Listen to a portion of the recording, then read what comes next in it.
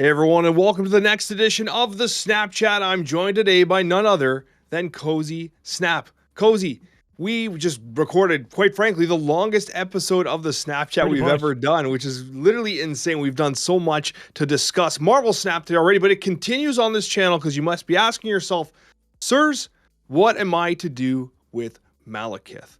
Okay, so Malekith has come out, and I gotta tell you, Cozy, you came in at 3.5 stars, and then you said, you know what, Alex? No, I'm coming in at 4.5.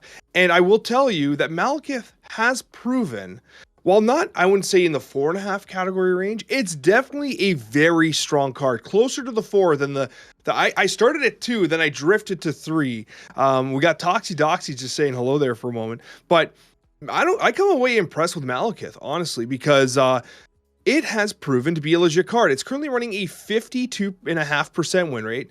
It has 17% meta popularity, and I think that's also because of the weekend mission. But also, it's a positive cube rate. One of the absolute top, actually the top performing archetype is discard. Where could we have possibly have been given a discard deck with Malekith? Cozy, where did you come up with that inspiration, sir? You nailed it. Dude, it felt so cool. The Ajax decks I was seeing across the board, and I've started to not make decks as much with cards like discard. I think I had Scorn in the deck, but I'm like, Scorn's replaceable. Like Ajax, like that's the archetype, right? Like you gotta have Ajax to really benefit. And so like when I was looking at like Invisible Woman in the early days of like what you used to do there, this is before I didn't see anyone doing the discard thing. I just thought it'd be fun. I did it for fun at first, and then I think my title was like, I'm surprised it's this good. Because I was playing it and I was like, dude, I'm kicking. I did a Gold Conquest for the first time in forever. And like I was taking down Surtur, I was taking down Bounce decks, I was taking down Agent Venom. I'm like, Dad, this thing's great. Like this thing really worked out well. And yeah, I mean, I think ultimately 4 stars probably where I land at with him. He's a very tricky card. He's definitely one I do not suggest getting. I know it's so weird, right? He's good, but I don't suggest getting him because of what we talked about on my side, all the new cards coming out. But he landed where I thought. I think I ended up ranking him 2 overall in the season, maybe 3. I think 3, Surtur, Gore, and him. I all kind of put at the same. I had them in order of that. And I just feel like he's got some really cool potential down the line. I love his deck building. Some narrowness to him, but also some flexibility, as we saw with the discard thing. He's fun. Oh, he is a fun card, absolutely. And I think he generates a lot of value, too, because your opponent sits there and like, I don't know what that card is, and what's it going to do to me? And I personally leaned towards the Ajax route. That's kind of where I felt most natural, kind of trying to test him. And he was effective there because with the Ajax route, whether you're getting the hazmats or even your own Luke Cage or whatever, there was lots of targets that were worth going after. And his stat line felt like, honestly, his stats were kind of underwhelming. Like, there was an argument to be made of like playing like the gladiators and stuff like that. And we talked about that, the idea of like trying to pull really high statted 1, 2s, and 3s. But ultimately, I found myself doing much better when I was just pulling synergistic 1, 2s, and 3s. And then also using that deck thinning effect to maximize what those end turns looked like. And what I absolutely loved about your particular discard deck was I felt like I almost always had MODOK. I almost always had at least Apocalypse. Yeah. Because let's say I played Malekith and it brought in the Blade. Well, then like, now I thin the deck, I top deck the Apocalypse, and suddenly I'm able to play down the Dracula with more confidence. So like the lines made a lot more sense in the way they played. And so like ultimately I really liked how he played a lot, honestly. So I agree with what you're saying. When I was seeing because the first 2 days of his release was right when we got all the data mined. So that was kind of my focus on the first 2 days, first 2 videos. So I had the luxury of obviously being like, let's see what's doing okay out there. And that's when I saw everyone doing Ajax. But I was seeing like these decks with like Kate Bishop, and again, I like teach their own. But there were decks where there was like 3 to 4 not bad pulls, but like they weren't doing anything. So like you do a Kate Bishop, and it's like you're doing nothing at that point. And so I thought it's like, okay, well, with the deck that I at least try to put together, it's like Swarm was probably the only option where you're like, yeah, bummer. Because I wanted that reactive synergistic effect almost no matter what, right? And with discard, because of the APOC and that continual building, you felt like you were, no matter what, getting some good hits, but then there was the Gambits, there was the I think Morbius probably being my favorite because you just have this hidden explosion of power that they're just not. I mean, I put a Morbius down with him, and you can forget the lane. You just leave it alone. And that's how this card wins. And that's how I thought it would win, is surprise, and then the deck thinning to make, dependable discard again, if you will. Oh, that's right. I mean, it's funny you say that, because like traditional dependable discard, it required America Chavez to do its thing, right? Yeah. And what you've essentially done is you've used Malekith instead of Chavez. And I love the fact that you even teched in something like a Grandmaster, right? That's pretty cool. So Like, you fun, don't see a lot of that, man. It's about time Cozy Snap made a banger Grandmaster deck. Best card in Marvel Snap history. But even something like a Culling Wing, though. Yep. Like, if you think about it, like, I remember pulling Malekith with the, Culling Wing with the Malekith. And then, like, if my hand's empty, it just hits Apocalypse again. You know what I mean? And so, like, there's a lot of benefit to the way this ultimately played out. So, and it's 2/4 power. Really impressed with the card. You do bring up something really important, though, and you kind of mentioned it in passing, but let's actually take a second to really iron it out. With regards to the recommendation of rolling keys or Spotlight Cash, rolling keys or using tokens, I am with you. But what I will say is that, like, there's so much demand for your keys and for your tokens that it's so hard to recommend Malekith. But even though the card's doing very well, it's one of those cards that I feel like a month from now, we're not going to be talking about. You know what I mean? Like, I don't think Malekith is going to be like, oh, if this deck doesn't work without Malekith, I'm sorry. Like, it's not. It's very much, I want to say it's a really high-end support card. In some ways, the same way we were discussing Fenris Wolf. It's much more on the support side of things. Although Thena is as good as she is, it's hard to recommend rolling on this particular week while knowing what's coming up. That's really what it comes down to, is what's coming up. And we talked about, hopefully Rivals does this, like if you play Rivals, you get something. You know what would be a banger is Rivals wants people to get their cards. You play Rivals, you get Spotlight Keys.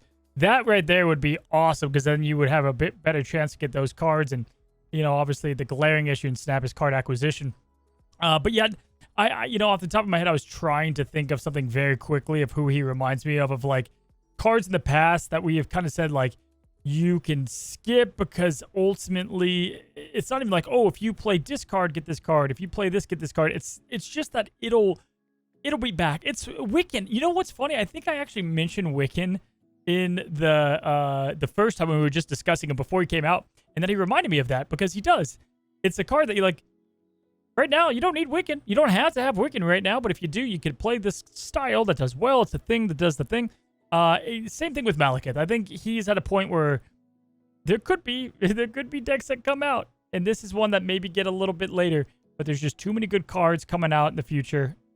That's why I think he's probably. It's crazy. I think that's probably why he's going to be a pass, and ultimately why Fenris might be the same. Yeah, just might be passes because of what's to come. I absolutely agree. Like, it's kind of crazy to be looking at these early stats post Infinite. You're looking at almost a 52.5% win rate. It's like, it's a great card. It's doing really well, but it's almost not worth spending your keys and tokens on, because it's just so hard to get them in the first place, especially if you're a free-to-play player, right?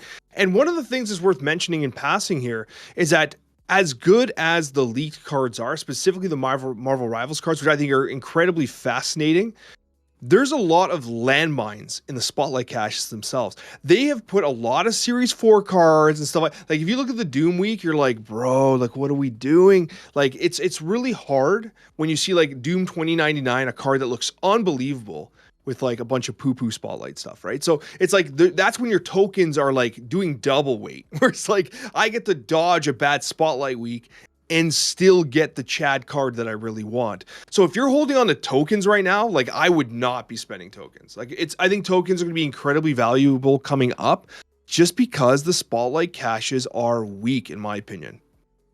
Yeah, I mean, we spent the whole episode talking about it. It's bad. It's just bad. And card acquisition, Spotlights, the whole gamut. They got to fix it, man. They got to fix it. The answer is the series drops. We don't know what that is till December. I think actually we'll know around Thanksgiving, if you're in the States, like a little bit after that. We should know that week what they are. I think we get 2 weeks notice. They got to nail that. Which is good, yeah. Yeah, they got to nail that, because it's something's got to change. And it's so funny because the last 3 weeks, bro, I've started my Spotlight cache opening with the tokens, with the duplicate, and I'm like, God, if I was like, there was I did it the week before, and then I ended up with doing it on Malekith, and I got the duplicate. was like, bro, if I wasn't creating content, I might damn well have just turned the game off. Like, if I got another, like, I was like, come on, like, and I get it, you know, maybe back, the spotlight system to me made less and less sense as Snap gets older because more and more players have all the cards, and so now you're just getting so many duplicates, and I feel like I'm playing Russian roulette with the card that I want, and I'm like, don't hit Thena, don't hit Thena, you know, and even though Thena's a good card, that's just this week's example. We talked about this enough, so I'm not going to go back into it, but you make a great point. You use your keys now, but save your tokens for the next couple weeks, especially Bruce Banner is a no question for me. I also think the Groot is really strong as well. There's just a bunch of good cards coming out in that time frame, so you know, save up. Yeah, and they are very interesting. Now, one thing I will do, we're going to go a little out of order here, is that we did actually get a comment from This Is Werewolf, and I'm going to read this because I think it's very relevant to what we were just speaking about. And they had said, guys, I love the podcast, but you're on an island with your Spotlight cash complaints every week. The Spotlight has cards that many of us need. You guys have all the cards in Snap ever made, but many of us don't. And this wasn't, I think, and they did a smiley emoji. So I don't think they're being like, you know, coming at us or anything, but they are mentioning a very important side.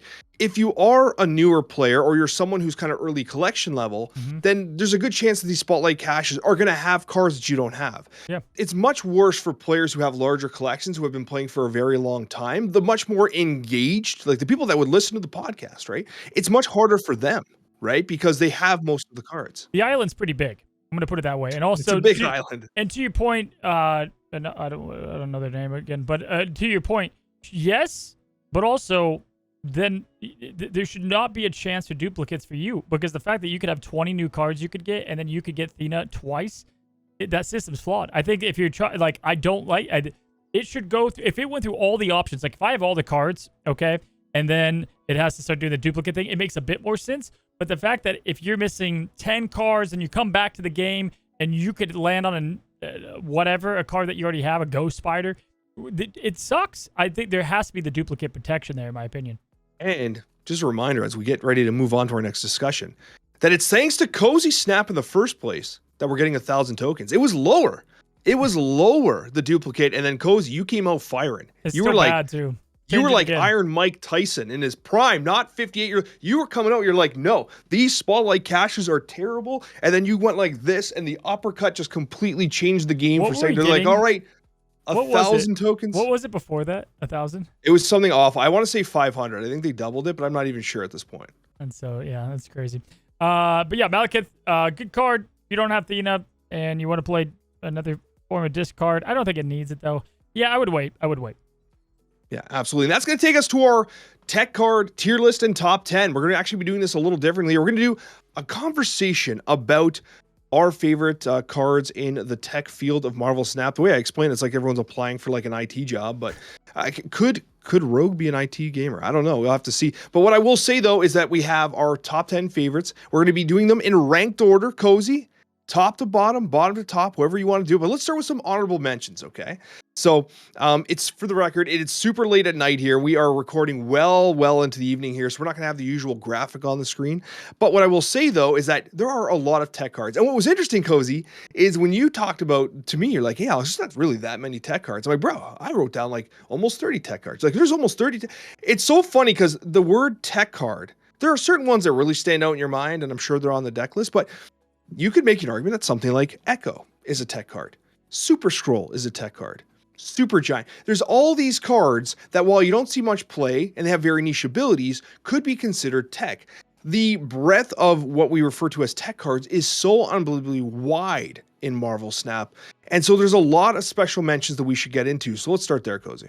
Yeah, so I think one that could kind of land that plane, if you will, is Kyera. I think Kyera is not quite making the top 10, but an honorable mention of just like 1s and 6s right now. Both, we got a lot of good 1s, we got a lot of good 6s. Zoo's obviously very dominant.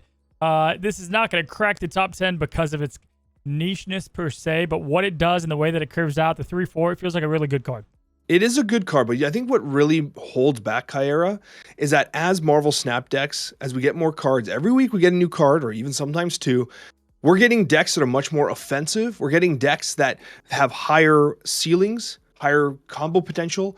And Kyra is a very defensive card. It's a very passive card. And yeah, you can play into the death domains and stuff like that, but you're basically playing a card that's kind of understat at this point. Like this at minimum should probably be a 3/5 considering what power creep has looked like in Snap, just so that they don't mess up your game plan. You know what I mean? You're committing your third turn to you can't mess up my game plan.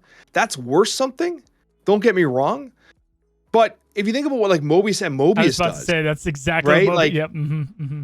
it destroys, it kind of messes up their game plan, right? So I'd like to hear, like, obviously Mobius and Mobius, it's not going to make our top 10. I have it actually quite down on my list here. He's like in almost the 20s. So he's much lower for the same reason.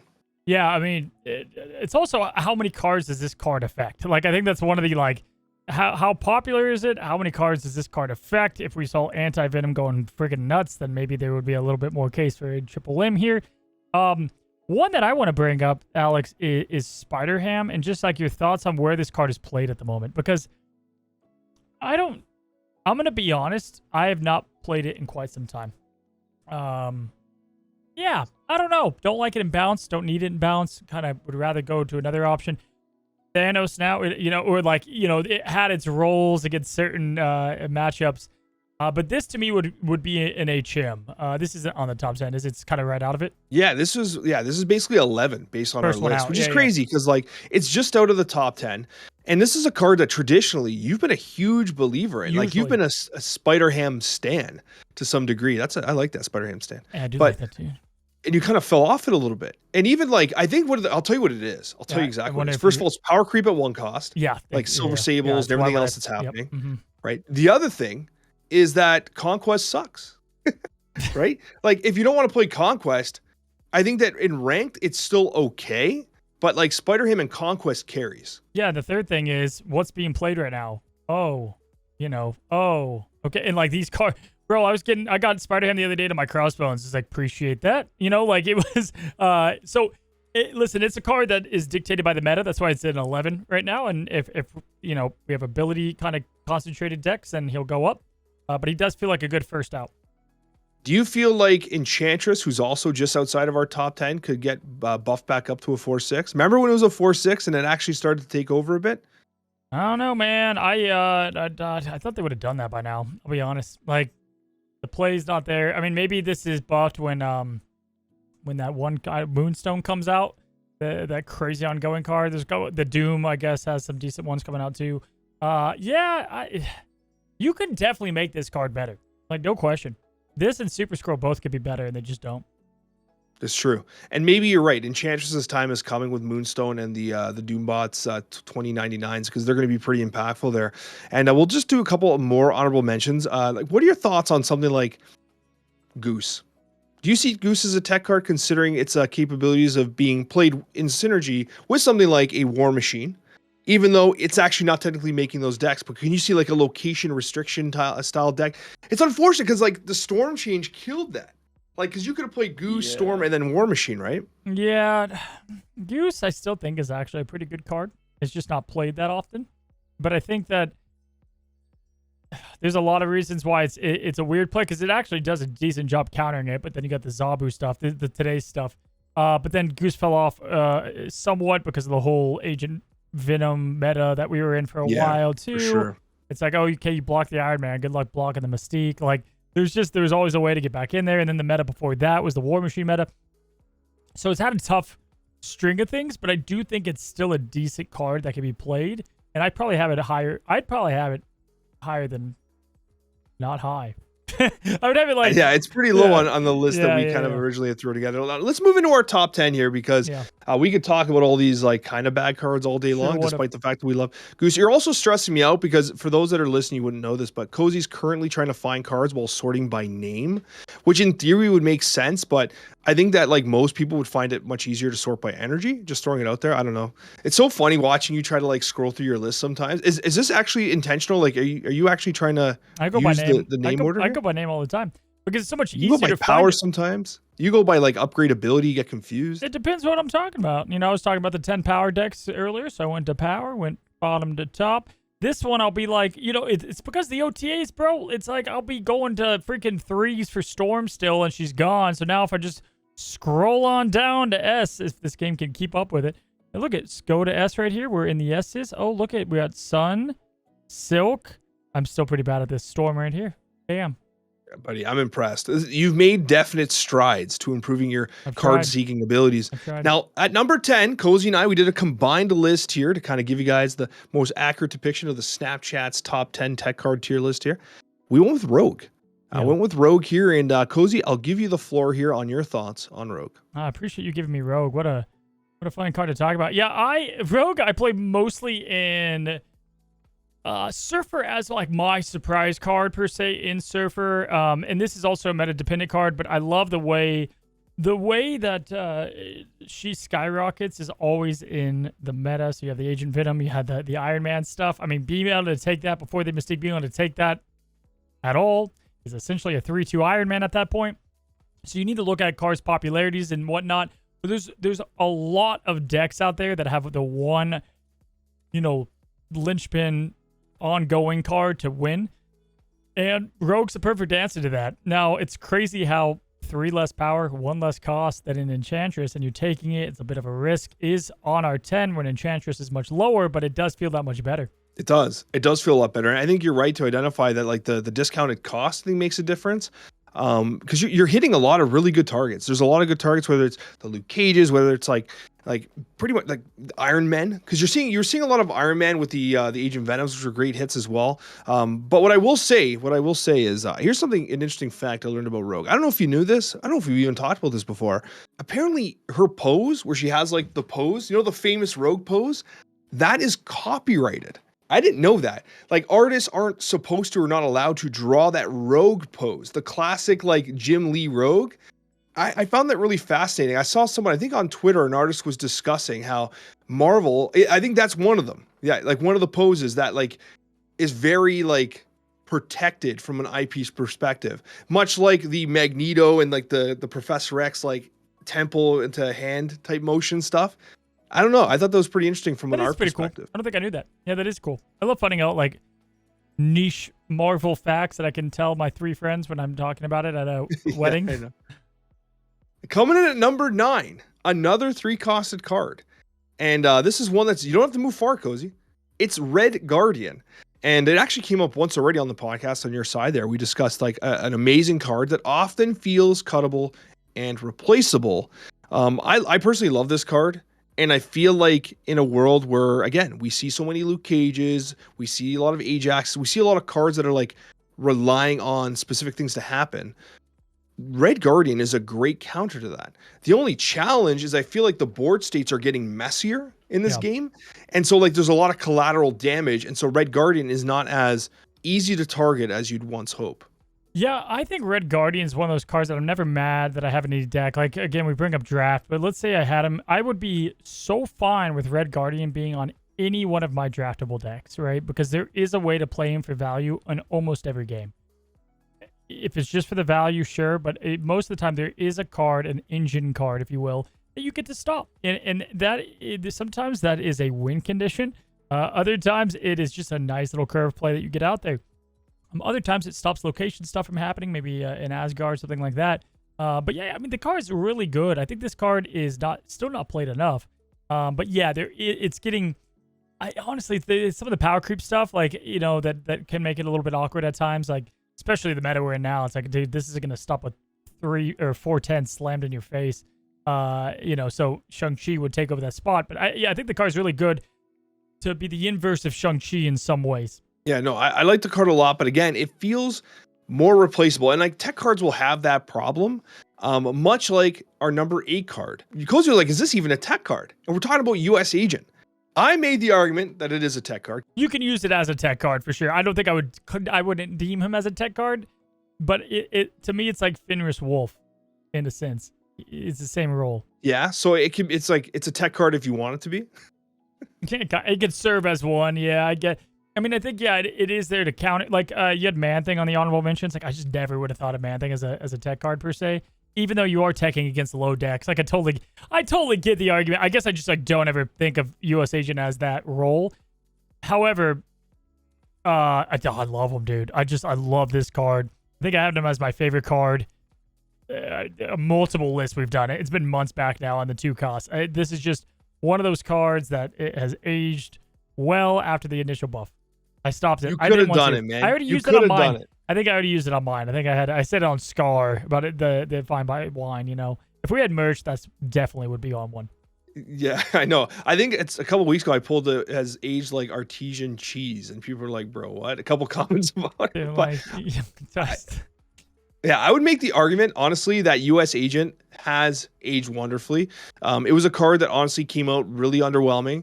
Changing it to a -4 Affliction is massive, absolutely massive. And it's done very well in the Ajax style decks. It's done very well in Luke Cage style decks. Affliction as a whole is on a major uptick right now. And it has been a key component of that. It does counteract the Searcher style decks because the ongoing effect does take precedence over the power coming down. So Searcher won't get the buff if things get dropped by the US Agent. So really like this card. At number 7, we have everyone's favorite doggy. There is no question that Cosmo is a tech card. This is the techiest tech card that's ever teched. yeah, I mean, he was at the adoption shelter for like 8 months. Like, this card wasn't doing a lot for a while, and then it's kind of come back in full force, which is good to see. Good to see. I think you could argue for a 3-4 Cosmo potential. I think you could maybe even up the number there, but I don't know, maybe not. Cosmo, another one, like, depends where we're at in the meta and what he does. He obviously could really stop decks from happening. Problem is, there's so many on reveals that oftentimes it could affect your own strategy too, right? Like if this was a card that only got rid of the opponent's on reveals, like, woo, be fun. It would get rid of some of its weird synergies that you could do on it. But man, yeah, Cosmo, I think, could argue to be even higher in some cases. Yeah, and I mean, Cosmo right now is being used in a very defensive way, where it's being used to protect large bodies from Shang-Chi, from Shadow King. Yeah. So it's not necessarily like there was a time where it was being used offensively against like the Galactus era, right? And we haven't really seen much of that. Like Wong, I like Wong, but Wong doesn't see that much play. And so Cosmo doesn't need to turn that valve off. So right now it's kind of playing this like weird role. It's actually making a bit of a comeback. I would be extremely surprised if they buffed Cosmo, despite the fact that it disappears from the meta for like months and months on end. At least now it's making a bit of a comeback. Yeah, for sure. Going in at number 6, we have a card that, similar to Cosmo, likes to protect things. And this is Armor. Now, Armor has the advantage of being offensive as well in many cases, because if you're against a highly destroy-centric meta, this is basically a snap condition on their Deadpool and etc. So I really like Armor there. Armor has made its way into a lot of lists, including like high Evo lists to protect the 1-drops in those traditional style decks. Zoo decks have sometimes run Armor in favor of something like a Chimera because it's just cheaper, but Chimera tends to have a better catch-all style play. Armor's interesting because like it feels like a tech card that's often being cut from decks, but when I'm looking for protection for my larger cards or even my smaller ones or for pretty much anything, I'm always looking to Armor because I think that's really underappreciated right now. And it's really the 2 cost. I think that's what really always makes Armor shine and how she's always been good, because it just feels like it curves so well into your later game plans, and then you have that little bit of extra greatness in later turns and or to counter Destroy, as what you just said. Destroy for almost every season but a few is the #1 play deck in the game, and so that means you have a pretty good chance to to counter something immediately on that play. So yeah, I definitely think Armor has just always stayed as well as she has. She's one of the cards that haven't been touched because of that. Really good card. It makes me wonder if like I wish we had the stats of like the complete game. I wish Secondary just told us, hey, you guys want to know what the most popular archetype across all casual players, not just the ones with the untap installation and stuff like that, across all players. It wouldn't surprise me if it was Destroy. It has to be Destroy. Destroy has to be way up there. So especially if you're leveling up and ranking up, I think that Armor would be a great choice. Number 5, we're getting to our top 5 and our top 10 tech card tier list here, and it is Killmonger. Killmonger is like, last week, right? You tried to get me with your game, Cozy. I watched it back. I was like, I can't believe I almost forgot that Killmonger was a Series 2 banger, but it is. It's an absolutely incredible card. It's a win condition. It is what every gamer with 1-drops is scared of, right? Yep. It instills fear in a way that few other cards do. You think you're scared of Shang-Chi, you likely are, but you're very scared of Killmonger at almost all stages of Marvel Snap, whether you're playing Bounce, whether you're playing Zoo, Killmonger's on your mind. And you just said it well. There's always one deck that has a really good 1-cost thing. So high Evo, the Nebula lockdown, Zoo, and then Bounce. It's like, so he's always around. He's always around, and you don't have to worry about where you play him. Yeah, just tremendous card. And the thing about him too is that one of the highest cube rate decks in Snap right now is a Sarah Control style deck, like a new Sarah Control look that's running the Invisible Woman and Killmonger with Shadow King. So you can play Invisible Woman, you play Killmonger behind it. And literally its win rate is mid 50s, but its cube rate is astronomical because players will like play all their balance stuff. They'll play and then the Killmonger's just sitting there behind the Invisible Woman. Like, hey, get ready, folks. Right? I'm about to become a 320 right as I wipe the board out of all your cards. So yeah, definitely a snappable card and one of the best in the game. At number 4, just out of the top 3, Cozy, it's Nick Cage. Nicolas Cage has proven to be an absolutely remarkable card. And as you see so many affliction-based strategies, like Luke Cage has been incredible because like it's offensive in a way of like you can play US Agent and not worry about your cards. You can play the Man-Things. You can play the Hazmats. And you just don't stress about it. You have the locations and this card has proven to be a meta staple. And it's also a tech card and a release valve for the amount of disruption, affliction-based decks we are facing. Because Ajax is on the rise. And alongside that is Luke Cage. And what's interesting even more is that the Ajax decks traditionally had not run Luke Cage. They would let their cards go down. They would play the Typhoid Marys to get that Ajax higher. But it became clear that the higher win rate versions of those decks minimized the reach of Ajax, right? So it was more into like a Gilgamesh range and allowed Luke Cage to just have this well-balanced defensive protection across your board state, which ultimately resulted in better cube rates and win rates. Yeah, and somebody over at Second Dinner has a fever, and the only prescription is steel. And I say that because so many new cards we're getting has steel power. The ones we've data mined, there's steel power. So Luke Cage can also, he's still being good. He's still getting better as a card, which is always nice to see. Yeah, as more cards like Silver Sable come out and others, they steal that power, which I think was the first card that did that. Cassandra Nova, was that the first? Yep. It hasn't been that long, right? First, yep. But we're seeing it more often. A lot more often, yeah. And Rocket and Groot are going to do it too, right? Another reason to get excited for what's upcoming. As we move into our top 3, now there's a good chance you're able to kind of guess our top 3. I would venture to say that in the comments, you might be able to say what your top 3 tech cards are and what you think we're going to be talking about. But at number 3, it's Shadow King. Now, Shadow King bouncing, he's getting buffed, he's getting nerfed immediately. I'm like, what is even happening right here? I'm not sure. But Shadow King back to a 2/2. Is he still fire? Yeah. He was fire before the buff. So now he's still fire. He's still doing what he does well. Yeah. Shadow King 2, like his power is a little bit less important just because of what he's doing. Like he's usually a very huge swing card. And so like when you're deleting 9 power off the board, you're fine with with what it does. That's why like the 2/3 just wasn't needed both directions. Buff and a nerf. It's like, okay, it's still going to do what it does well. Kind of affects Cerebro, I guess, more than anything else. But yep, SK's definitely up there. The one thing I argue with is like I would have liked the buff to have remained is that unlike like Shang-Chi or some other tech cards, I'm just kind of hinting at what's coming up as well. Shadow King, you have to be mindful of where you play it because you can impact your own cards too, right? Yeah. First of all, we're 100+ episodes in. If someone doesn't know Shang-Chi is where Shang-Chi is on this list, buddy, then like let's face it, everybody knew what was going to be up there. But yes, we're spoiling it a little bit. But yeah, he comes in at number 3. Yeah, but number 2 might be a surprise. Yeah, and this might be a card that could be argued. Is this even a tech card? Yeah. Cozy, what do you think? Again, I think it could be it. I mean, yeah, because what you're doing is very offensive. Like I don't know. I don't think of like Goliath, the tech card, but I'm not against it. And I do think he's definitely probably earning. I think I might have him at 3 over 2. It's tough. Shadow King's so good. So good. So it's tough. Like, I think I get more wins with Shadow King than I do Goliath. I feel like I get more wins with Goliath than I do Shadow King. Okay. I would take Goliath over Shadow King. I'm not saying that you're wrong. In a draft, you would? I'd take Goliath in a draft, yeah. Over Shadow King, if they were both up. Yeah, I think I would. Okay. I mean, I'm not excited about it. I'd give a thought. Like, I'm not saying this is not a knock against Shadow King. I think Shadow King is an awesome card. No, it doesn't. I think Goliath is a soul crushing card. You know what I mean? I think it's still soul crushing.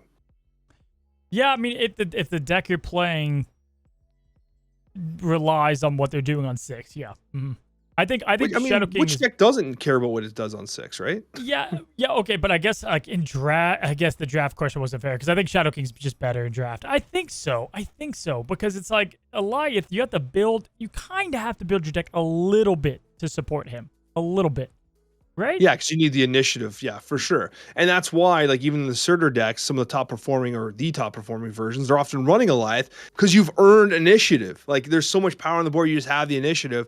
And so, oh, they're gonna play something to negate my board state. Well, I just Goliath that location and I cleanly win it, right? Again, they can't shunt you everywhere, right? Yeah. So yeah, I lean towards it being a tech card. But like, it'd be interesting what you guys think. Like, it's definitely an impactful piece in the meta. And going into number 1, Cozy, a card that needs no introduction, Shang-Chi. We already kind of discussed it. Any thoughts on Shangers as it takes, once again, the reins of the number 1 tech card in Marvel Snap? Just that he's like the Doctor Doom of Snap. Like, like we like Doom as the perfect 6. He's kind of the perfect like the perfect tech card. I think he is the bottleneck, the most important lever, as we like to say. Yeah, I think he's fine. I don't think he needs a nerf, a buff, nothing. Keep him as is. He had that one nerf. It was crazy. He used to do 9 and above. That's yeah. That seems like a whole nother time ago. 10 feels so much better for so many reasons, right? But then also it's power creep. Like, you know what I mean? Like, we didn't have as many 10s as we do now too. Now we go into our Snapchat mailbag question segment, Cozy. We got a bunch of questions for you. I'm actually excited for this. We've got a lot of interesting discussion here. The first one is a heartwarming one that I appreciate. It comes from Tech Thorn and it reads, Cozy, I'm about to become a dad, and I was wondering what your favorite things to do with your child are. Oh man, everything. Just being a dad, honestly. Like, so I there's a number of things. Like, I obviously just being outside, love outside, just different things. But regardless, I love wrestling with my son. I think it's so fun to wrestle with my son. I think it's like one of my favorite things to do, just because it's like a bonding time. It's so weird to explain, but it's super fun. Love to go to live music. My son loves music, so we go to like a lot of live music stuff, and that's always been a joy. And showing him things I know he loves, right? So like, it's simple sounding, but at the beach they have a lady that does big bubbles and things like that. Like things that bring him joy, bring me joy, and experiencing things for the first time with your kid, I think is the hardest thing to wrap your mind around until you're a parent. And as soon as you get to experience your kid experiencing something for the first time, it is chef's kiss, Alex. It's my favorite thing, bar none. Yeah, I mean, yeah, kids are so unbelievably special, and like for me, one of my favorite things we get to do is like we do a lot of like spend time together, like watching like Home Alone and movies that which I've become a master of like skipping particular parts of like Home Alone and different stuff, right? Because like man, the attitude on this kid, right? Because one of our sons, like if he picks up on the way that Kevin's talking to his mom, he might just try it on us, man. When I grow up, I'm living alone. Yeah, classic. Yeah, exactly. So, but like one of my favorite things is just like, so we cuddle like in our room, like in our bed, and then we have like a TV and we watch like movies together as like my wife goes and tucks them in one by one. And it's so funny. Like I almost shed a tear because I'm like, I got a pretty big wingspan, right? But I'll be in the middle, my daughter will be here, and then my 2 sons, and then they'll like argue as to like who cuddles me. They'll be like, my other son will be like, I want to cuddle daddy, because like one of them has to be on the outside. You know what I mean? And I'm like, they want to cuddle me. And I just kind of get all teary. Yeah. My passion for YouTube is so high, so obsessive, so it's my favorite thing to do. And then when I had my son, it was so crazy how quickly something didn't matter to me near as much. Like, I hate to say it, guys, I would be a much better YouTube if I didn't have a kid. But I do, and it was funny. Regis was talking to me before he had a kid, and I remember telling him, I was like, enjoy the time before it, because like you're just not going to care as much. And we've talked about it. He's like, I don't. Like, it's just because your kids what matters to you most. So yeah, definitely good question. Good question. Yeah, I agree. And like even for me, like the earnings I make on YouTube go to my kids, like to go to their education funds, go to the small little things I can take them on, little trips and stuff like that, right? So like, they're very, very, very special. And also special is the music choices in Cozy's video. The next question comes from Afifa, and it reads, Cozy, often in your videos you play music from Fire Emblem. I was pleasantly surprised when I first heard that, and I'm wondering which game in the series is your favorite. of all of them, number one. No, Blazing Sword was like the first. I believe that's the one with Lynn and Elwood and Hector. That one I got on the Game Boy Advance. Used to play that a ton. Then into and it's late, guys, so I apologize. So why can't I think of it? Sacred Stones, I believe what it's called. That one married very well into that one. And then I mean, Five Houses, they're all so good. So I love, and then I went back and played all the old ones that came out in Japan, and you had to get that. But JRPGs have always been kind of close to me, and this one, Fire Emblem, is way up there. And it just so happens to have, like, in my opinion, some of the best music in the genre. And I played a lot of Ages of Empires growing up, and it kind of reminded me of that. And so, yeah, I love it. Yeah, no, it's funny. For me, I really liked Five Houses. I haven't played many of them, but I did play Five Houses all the way through. Oh, you're a teacher in that game. I'm a teacher in real life, right? Type thing. I thought it was pretty cool. But no, Five Houses was miraculously well written. Very Like, well it was so well done. The next one comes from Video Games Beast, and this is half a question and also just half a statement that was heartwarming, and it reads, Cozy and Alex, I started listening to the podcast on episode 10, and it's been a staple for me ever since. When I first started listening, I was just picking up guitar and started my learning on the instrument. Now, almost 2 years later, I'm in a band and about to record an EP, and I still listen to the Snapchat while practicing. This is my favorite pod, and you two are always bros to me. Thanks for keeping it consistent. P.S. Thank you, Cozy, for Rocks and Hawks. I still use it to hit infinite. Oh, dude, love that, man. Love long-time listeners. I think you guys have a special place in our hearts for sure. Badass, man. I'm glad you picked up guitar. I actually just picked it up again for my son to learn it with him. But yeah, man, that means a lot. It's just cool to see how we're ingrained in people's lives because we're just two dudes. So yeah, that's awesome, man. It is. And the next series of questions are kind of funny and kind of interesting because they're kind of about what happened last week. And there was a lot of comments about this. And I Am Dollop kind of captured it in a very interesting way when they said, Cozy just slowly sinking into his chair throughout the video, LOL. And it's probably because Trevor had to make note, is Alex really from Canada? I can't believe he doesn't know what a biscuit is. I'm from Atlantic Canada and everyone eats them here. Tim Hortons actually makes a breakfast sandwich with them. Sandwich. I just said sandwich. I'm not editing out. Alex, WTF. And then just add to the despair of everyone listening, Fastos Enjoyer did come in to say, saying that you love Cracker Barrel and not knowing what a biscuit is absolutely outrageous. Yeah, the only retort to that, you're just an enigma, man. You are. Like, you're the most you're like the amount of stuff you're like, Canada doesn't have that. And I always see a comment that's like, Alex, Canada has all of this. Where are you? I love you. This is why I love you.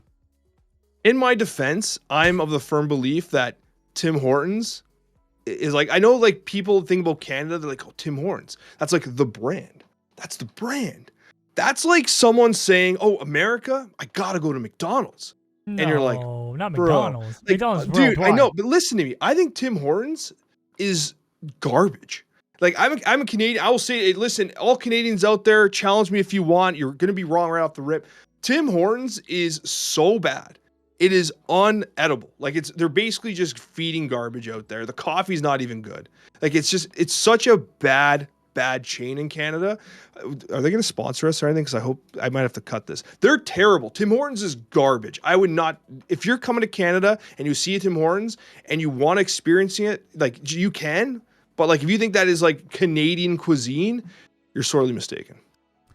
I don't know anything about it. Never been. Okay, we're going to close the Snapchat off with this statement, which I thought was funny from Keith. Hopped in here to say that my mom washed our mouths out with soap, LOL. I think my dad did too.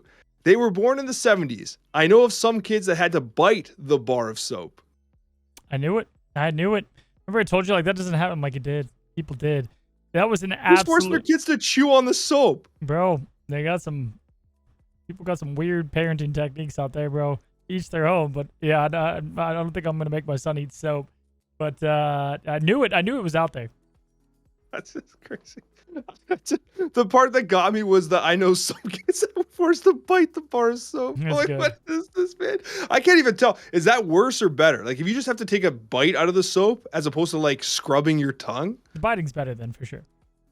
All right. I'm glad we're in agreement. Thank you guys so much for joining us on this week, and we'll see you on that next one.